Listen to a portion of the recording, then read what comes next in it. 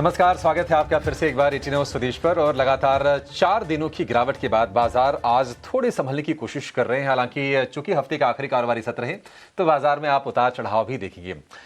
Nifty है सपाट। Nifty bank में हम देख रहे हैं करीब करीब 90 अंकों के आसपास की गिरावट, क्योंकि आज आईसीसी बैंक में जो 5 सत्र की जो तेजी चल रही थी उस पर लगी है ब्रेक। तो ये रीजन है। कुछ स्टॉक जो ज्यादा पिटे थे कल के सत्र में, मेटल में या फिर आप देखिए कैपिटल गुड्स में, वहां पर थोड़ी थोड़ी बाइंग आज के सत्र में आ रही है। और इस वक्त जो निफ्टी का टॉप गेनर है, हम देख रहे हैं कि लगातार 3 सत्र की तेजी के साथ इटर्नल का शेयर फिर से 290 रुपए के पार पहुंचने की कोशिश कर रहा है। और इसके अलावा कच्चे तेल में जो उछाल आई है लगभग 3% के आसपास के ब्रेंट के भाव में, उसके चलते जो ऑयल एक्सप्लोरेशन वाली जो कंपनीज हैं, चाहे ओएनजीसी हो गया, ऑयल इंडिया हो गया, इनमें अच्छी तेजी है। ऑयल एंड गैस में पेट्रोनेट भी हम देख रहे हैं कि फ्यूचर्स में आज अच्छी बढ़त के साथ आपको कारोबार करता हुआ नजर आएगा। लेकिन बाजार के लिए यहां से आगे की दिशा क्या है, क्योंकि अगले हफ्ते से अर्निंग की शुरुआत हो जाएगी, तो जाहिर सी बात है कि बाजार अर्निंग पर ज्यादा रिएक्शन देते हुए नजर आएंगे। हालांकि जियोपॉलिटिकल कंसर्न्स भी ढेर सारे रहे हैं बाजार के लिए। वेनेजुएला में अमेरिका का जो एक्शन हो, इसके अलावा रशिया पर सैंक्शंस को लेकर अमेरिका में जो बिल लाने की तैयारी हो रही है, एक वो चिंता है। और बाकी हम देख रहे हैं कि एफआईज भी लगातार भारतीय बाजार में बेच रहे हैं और उनकी तरफ से कोई राहत निकल के नहीं आ रही है। तो बाजार क्या यहां से चलेगा या फिर अभी एक रेंज में ही रहेगा? और अगर आपको थोड़ा लंबी अवधि की प्लानिंग करनी है तो आपको कौन से स्टॉक्स पर, कौन से शेयरों पर अपना दांव लगाना है और कहां पर थोड़ा सा एक्सपोजर आपको कम कर लेना है, ये तमाम चीज समझते हैं। अगर आप म्यूचुअल फंड के निवेशक हैं तो ये भी जानेंगे कि आपके लिए फंड्स कौन से सही होंगे अभी निवेश करने को लेकर, और क्या ये सही समय है थोड़ा एलोकेशन बढ़ाने के लिए, अपनी एसआईपी के रकम को बढ़ाने के लिए। हमारे साथ जुड़ गए हैं हमारे आज के महारथी, यूटीआई एएमसी के सीनियर वाइस प्रेसिडेंट और equity fund manager Sachin Trivedi. Sachin ji, बहुत शुक्रिया आपका समय देने के लिए। स्वागत है आपका 18 स्वदेश पर। सर, मार्केट में हम देख रहे हैं कि एक रन आया, रिकॉर्ड हाई बने। हालांकि ब्रॉडर पार्टिसिपेशन बाजार में था नहीं, और उसके बाद बाजार थोड़े लैकलस्टर होते हुए नजर आ रहे हैं। मार्केट में यहां से आपको ट्रेजेक्टरी क्या दिख रही है सचिन जी? क्योंकि कुछ चीजें अभी अनक्लियर हैं कि टैरिफ का क्या होगा, ट्रेड डील कैसी होगी। उसके पहले आज यूएस में एक सुप्रीम कोर्ट की शायद रूलिंग भी आ सकती है टैरिफ की लीगैलिटी को लेकर। तो ये चीजें थोड़ी सी अनक्लियर है, बाकी रिजल्ट सीजन तो वही। तो आपके हिसाब से किस तरह से प्लान करना चाहिए मार्केट में? सबसे पहले अभिषेक जी, आपको और आपके सारे श्रोताओं को नववर्ष की शुभकामनाएं मेरी तरफ से। जैसे कि आपने पूछा कि अगला साल मार्केट में कैसे हमें सोचना चाहिए, मेरे हिसाब से हमें जो भी सारा दारोमदार हमें रखना चाहिए वो है अर्निंग्स के ऊपर। अगर मैं आपको कुछ पिछले 5-6 सालों में ले जाऊं तो 2020 से 2023-24 तक हमने बहुत अच्छी एक 19% अर्निंग सीएजीआर देखा था। उसके बाद FY25 और में अर्निंग ग्रोथ तकरीबन 3% रहा था। मे बी जो एस्टिमेट है FY26 में सिंगल डिजिट में एक अर्निंग ग्रोथ रहेगा। तो और इसी वजह से हमने पिछले 1.5-2 साल से देखा कि मार्केट एक कंसोलिडेशन फेज में रहे हैं, क्योंकि अर्निंग्स मार्केट में बहुत ज़्यादा शानदार नहीं रही हैं एक अच्छे परफॉर्मेंस के बाद। बट यहाँ से मुझे लग रहा है कि FY27 जो आने वाला वित्तीय वर्ष होगा, मुझे लगता है कि वहाँ पे अर्निंग ग्रोथ का परफॉर्मेंस अच्छा रहेगा, डिस्पाइट जो भी हेडविंड्स हमने देखी हैं, मे बी जैसे आपने कहा जियोपॉलिटिकल हेडविंड्स वगैरह जो देखी हैं। इसके बावजूद मुझे लगता है कि जो हमारा अगला आने वाला वित्तीय साल रहेगा उसकी अर्निंग ग्रोथ डबल डिजिट में रहने की शक्यता है। और इसकी पूरी मैं जो क्रेडिट जो हमें देनी चाहिए, या अगर हमें पीछे जाके सोचें तो जो सारे स्टेप्स गवर्नमेंट ने लिए हैं और आरबीआई ने लिए हैं, जैसे आपके श्रोताओं को पता होगा कि आरबीआई ने इंटरेस्ट रेट कट किए, उन्होंने सीआरआर कट किया, उन्होंने बैंकिंग सिस्टम में लिक्विडिटी इन्फ्यूज करी। इन सारी चीज़ों का फ़ायदा कहीं न कहीं हमारी इकोनॉमी को ग्रेजुअली मिलते जा रहा है। जो दूसरा स्टेप जो हमारी सरकार ने लिया था कि अगर आपको याद हो पिछले बजट सेशन में उन्होंने इनकम टैक्स में भारी छूट दी थी हमारे कंज्यूमर्स को। इसके अलावा जो जीएसटी का जो एक बहुत बड़ा कट हुआ था, तो ये सारी जो चीज़ें हैं, इनका बेनिफिट डेफ़िनेटली इकोनॉमी में आता है, बट थोड़ा एक स्लो पेस पे आता है। मुझे लगता है इसका बहुत ज़्यादा बेनिफिट हमारे मार्केट्स में एफवाई 27 में मिलेगा। इसीलिए मुझे लग रहा है कि आने वाला वित्तीय साल हमारे इन्वेस्टर्स के लिए ठीक रहना चाहिए। अ, अभिषेक जी? ठीक रहना चाहिए सर, ठीक है, हम भी उम्मीद करके चलेंगे कि ठीक रहनी चाहिए। वैसे अगर हम ओवरऑल अगर हम लिस्टेड कंपनीज की अगर हम प्रॉफिट ग्रोथ देखेंगे तो लास्ट क्वार्टर में 10% के आसपास की रही थी, थोड़ी सी ज़्यादा, लेकिन निफ्टी की अर्निंग से थोड़ी डिसअपॉइंटमेंट हुई थी निफ्टी 50 के। देखते हैं क्यों कितनी पिकअप करती है। सचिन जी, एक और चीज़ आपसे जानना चाहेंगे, बाजार में पिछले साल ना बहुत चर्चा हुई कि दो धड़े हैं, एक केपेक्स है, एक कंजम्पशन है, और तमाम लोगों ने कहा कि नहीं, आप कंजम्पशन स्टोरी पर ज़्यादा बुलिश हो जाइए। सरकार ने एक और हमने देखा कि चौका मारा और जीएसटी रेट रैशनलाइजेशन का इतना बड़ा फैसला लिया, और निश्चित तौर पर बाकी हमने देखा कि उसके बाद ऑटो स्टॉक्स वगैरह परफॉर्म करते हुए दिखाई भी दिए। अब हम देख रहे हैं कि धीरे धीरे केपेक्स भी पिकअप कर रहा है। तो इस साल में आपको क्या लगता है कि केपेक्स वर्सेस कंजम्पशन, हमारा टिल्ट कहां पर होना चाहिए, लोगों को कहां पर ज्यादा बुलिश होना चाहिए?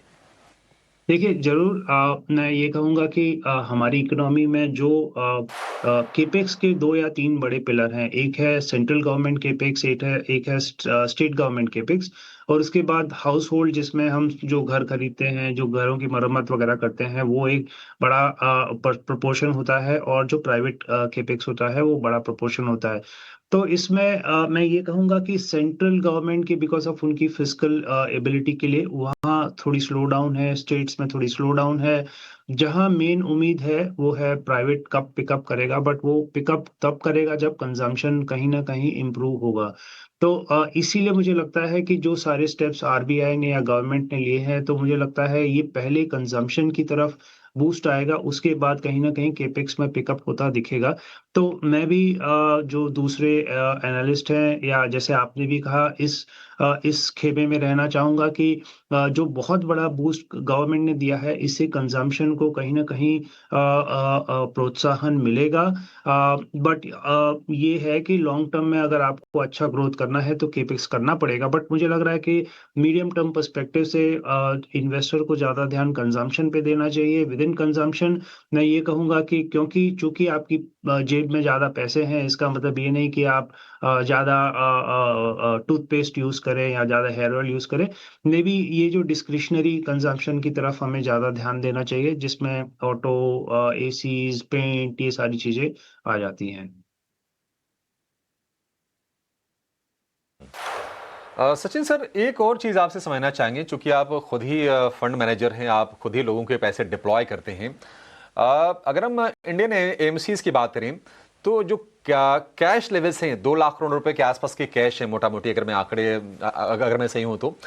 और रीज़न ये बताया जा रहा था कि नहीं, चूंकि वैल्यूएशन थोड़े एलिवेटेड हैं, तो फंड मैनेजर हिचक रहे, थोड़ा सा और अट्रैक्टिव लेवल खोज रहे थे बाजार में इन्वेस्ट करने को लेकर। अब बाजार तो नए रिकॉर्ड हाइस पर पहुंच गए हैं। तो ये क्या आपको लगता है कि अब ये डिप्लॉयमेंट बाजार में आएगा बजट से पहले या फिर उसके बाद में?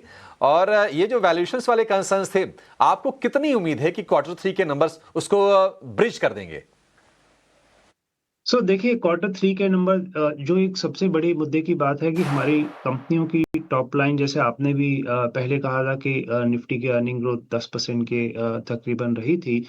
उसमें जो एक मेन प्रॉब्लम जो अर्निंग में है कि टॉप लाइन ग्रोथ काफ़ी 3-4 क्वार्टर या 5 क्वार्टर से स्लो डाउन रही है, बट कहीं न कहीं मार्जिन्स का परफॉर्मेंस अच्छा रहा है, इसीलिए हम ये 10% का भी नंबर देख पा रहे हैं। बट जो मोर इम्पोर्टेंट चीज़, जैसे आपने कहा कि जो सबसे बड़ा कंसर्न मार्केट में हुआ करता था, कुछ एक पॉकेट्स में अभी भी है कि वैल्यूएशंस एलिवेटेड हैं, अर्निंग्स एक्सपेक्टेशन भी थोड़े कहीं न कहीं एलिवेटेड थे। एफवाई 26 के डबल डिजिट ग्रोथ से हम कहीं न कहीं सिंगल डिजिट ग्रोथ की तरफ आते जा रहे हैं। ऑफ कोर्स, जैसे मैंने आपको कहा, अगला वित्तीय वर्ष एफवाई 27 ज़्यादा अच्छा लग रहा है हमें।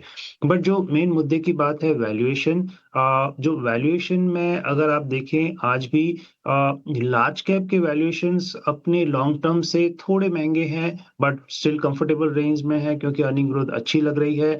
बट मुझे लग रहा है कि मिड और स्मॉल कैप एक ऐसा सेगमेंट है जहां पे अर्निंग्स एक्सपेक्टेशन काफी ज़्यादा हाई है। Plus on top of that valuations अपने लॉन्ग टर्म एवरेजेस से बहुत ज़्यादा महंगे हैं। मुझे ये पता है कि जैसे पिछला साल रहा है जिसमें स्मॉल कैप के रिटर्न्स नेगेटिव रहे हैं इंडेक्स लेवल पे, बट इसके बावजूद आज भी वैल्यूएशंस काफ़ी एलिवेटेड लेवल पे हैं। तो अगर आप मुझे पूछें कि इन्वेस्टर्स को कहाँ सावधान रहना चाहिए या कहाँ अपना इंक्रीमेंटल पैसा डिप्लॉय करना चाहिए, तो मेरी इन्वेस्टर से राय रहेगी कि शायद लार्ज कैप एक ऐसा पॉकेट है, उसमें भी जो क्वालिटी कंपनीज़ हैं, वो एक ऐसा पॉकेट है जहाँ पे इन्वेस्टर्स इंक्रीमेंटल अपना ध्यान दे सकते हैं। और कहीं न कहीं स्मॉल कैप और to an extent mid cap, क्योंकि वैल्यूएशंस एक्सपेंसिव है, वहाँ उन्हें थोड़ा डिप्लॉयमेंट कम करना चाहिए। ये मेरी राय रहेगी इन्वेस्टर्स को।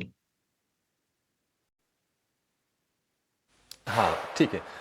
सचिन सर, अगर मार्केट के आगे हम कैटलिस्ट की बात करें तो आपके हिसाब से वो क्या आगे हो सकते हैं? देखिए, ट्रेड डील तो आगे आएगी, कब आएगी इसको लेकर ना अब मतलब कोई जानता नहीं है। फ्रैंकली स्पीकिंग किसी को नहीं पता है। मैं बड़े से बड़े लोगों से पूछ लूं, किसी को आइडिया नहीं है कि आगे होने क्या वाला है। वो ट्रंप ही जानते हैं, दुनिया में एक आदमी है जो निर्धारित करेगा।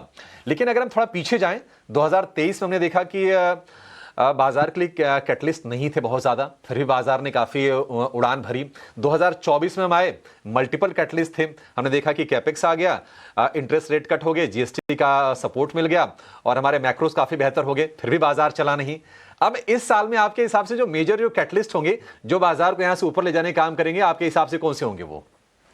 तो मैं अभी भी यही राय रखूंगा। आप देख लीजिए, 25 साल का डेटा उठा के देख लीजिए या पिछले 5 साल का भी डेटा देख लीजिए। सारा का सारा जो मार्केट का एक्सप्लेनेशन है, मे बी 90-95% जो भी मार्केट का हमने रिटर्न्स देखे हैं, 12-13% कंपाउंडिंग, ये सारा का सारा अर्निंग से ही डिटरमाइंड होता है। बाकी ट्रेड डील्स, कब कौन सी वॉर शुरू हो गई, क्या हुआ, मुझे लगता है इन सारी चीज़ों से हमें ध्यान नहीं रखना चाहिए। जो मेन मुद्दे की बात है, अर्निंग्स कहाँ अच्छी आ सकती है। अब मुझे लगता है कि कुछ एक पॉकेट्स हैं, जैसे प्राइवेट सेक्टर बैंक्स का एक जैसे पॉकेट है, यहाँ पे पिछले 1 साल से कंसिस्टेंटली आरबीआई ने जैसे रेट कट्स किए हैं, स्ट्रेट अवे इनकी बैंक्स की टॉप लाइन पे स्ट्रेट हिट आया है। बट ग्रेजुअली कहीं न कहीं इन बैंक्स के आप देखेंगे जो डिपॉज़िट रेट कर रहे हैं, उसका बेनिफिट ग्रेजुअली बैंक्स को मिलना शुरू होगा।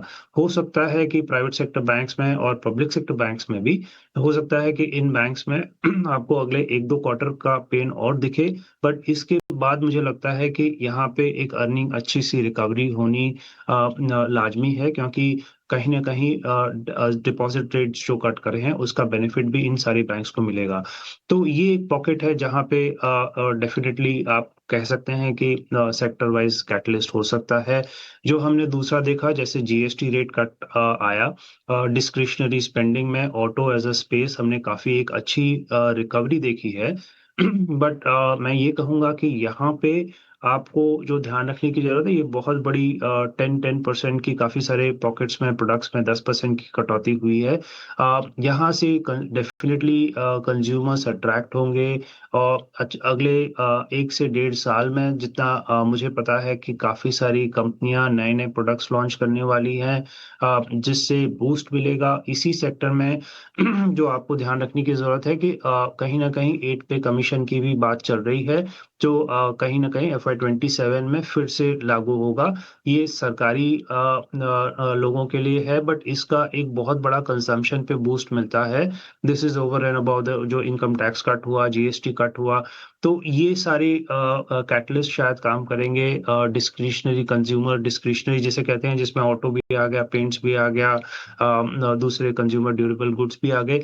इन सारे एरियाज़ में मुझे लगता है कहीं न कहीं बूस्ट शुरू होगी। और डेफ़िनेटली अगर आप गाड़ी खरीद रहे हैं, आप घर पेंट कर रहे हैं, आप नया घर खरीद रहे हैं, तो उसके लिए आप डेफ़िनेटली लोन्स भी लेते हैं। तो ये सारी चीज़ें मुझे लगता है एज़ अ कैटलिस्ट काम करेंगी मार्केट में अर्निंग्स के लिए।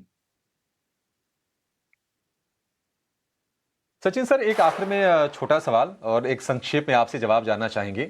मैं वो तमाम ऐसे इन्वेस्टर्स जिनके पास पैसे हैं और बाजार में नई शुरुआत करना चाहते हैं, उनके बिहाफ में आपसे सवाल मैं पूछना चाह रहा हूं कि अगर शुरुआत करनी है म्यूचुअल फंड में, तो कौन से फंड से शुरुआत करें? क्या multi asset allocation fund, balance funds ये सही रहेंगे शुरुआत करने के लिए? देखिए जो इन्वेस्टर आज भी क्योंकि आपने संक्षेप में पूछा तो मैं संक्षेप में ही जवाब दूंगा। हाँ, आज की तारीख में क्योंकि मार्केट में वोलेटिलिटी काफी ज्यादा है, ऐसे पीरियड में मुझे लगता है कि इन्वेस्टर्स को ये फंड जैसे आपने कहा बैलेंस एडवांटेज फंड या मल्टी एसेट फंड जो अलग अलग तरह के एसेट क्लासेस में पैसा डालते हैं, प्राइमरीली फिक्स्ड इनकम और इक्विटी, और डायनेमिकली इसका एसेट एलोकेशन भी मैनेज करते हैं। मुझे लगता है कि इन्वेस्टर को अपना पैसा फंड मैनेजर या इन स्कीम्स में पार्क कर देना चाहिए। बाकी मार्केट की जो भी उतार-चढ़ाव होंगे, कहाँ कब पैसा लगाना है, ये फंड मैनेजर देखेगा, और इस तरीके से अपनी सेफ शुरुआत इन्वेस्टर कर सकते हैं। ठीक है Sachin sir, pleasure speaking to you sir. अच्छा लगा आपसे धन्यवाद। बातचीत करके, और आपसे फिर से मुलाकात होगी सर, किसी और मसले पर आपसे बातचीत आगे करेंगे। Thank you so much sir, और wish you a very happy new year. चलिए ये शो को यहीं पर समेटेंगे। निफ्टी थोड़ी लोअर लेवल से रिकवरी के बाद हम देखने की सपाट है, हालांकि अभी भी लाल निशान के साथ ही है। निफ्टी बैंक गिरावट लगभग 125 अंकों के आसपास की है, और धीरे धीरे एडवांस डिक्लाइन का रेशियो थोड़ा संभलता हुआ दिखाई दे रहा है। हालांकि अभी भी 1500 शेयर नरम है, और 1200 शेयरों में इस वक्त हम तेजी देख रहे हैं। एक छोटा सा ब्रेक लेंगे, लेकिन आप कहीं जाएगा नहीं, क्योंकि ब्रेक के बाद मिड कैप स्मॉल कैप पर हम विस्तार से बातचीत करेंगे मिड कैप मसाला में, और कुछ बढ़िया ट्रेड आपके लिए जानेंगे। आप कहीं जाएगा नहीं। नमस्कार।